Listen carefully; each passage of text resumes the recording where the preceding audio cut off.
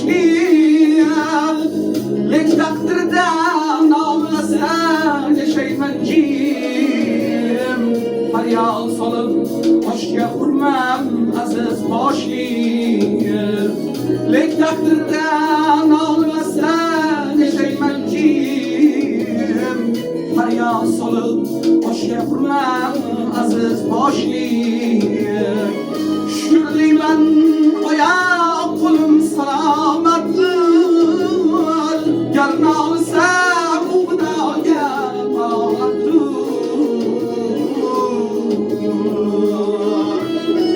Bin bor shukr ko'kka yetar to'ylarimiz har kim to'yga ulanmoqda to'ylarimiz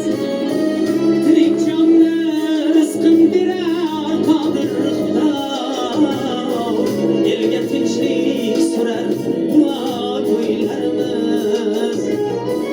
ne'matlarning eng yaxshisi halovatdir garni olsak bu Xudoga alomatdir ne'matlarning eng yaxshisi halovatdir garni olsak bu xudoga alomatdir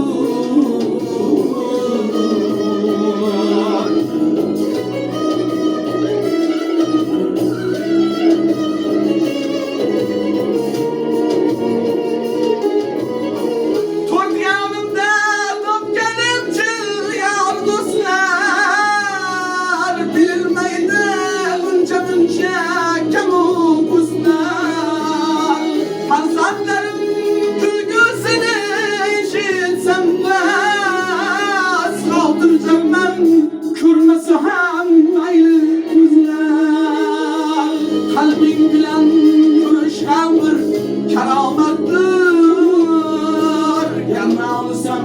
bu xudoga alomatdir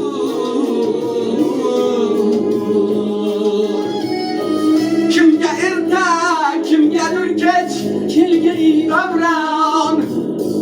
kimlargadir shu kunlar ham bo'lgan armon sinovlarga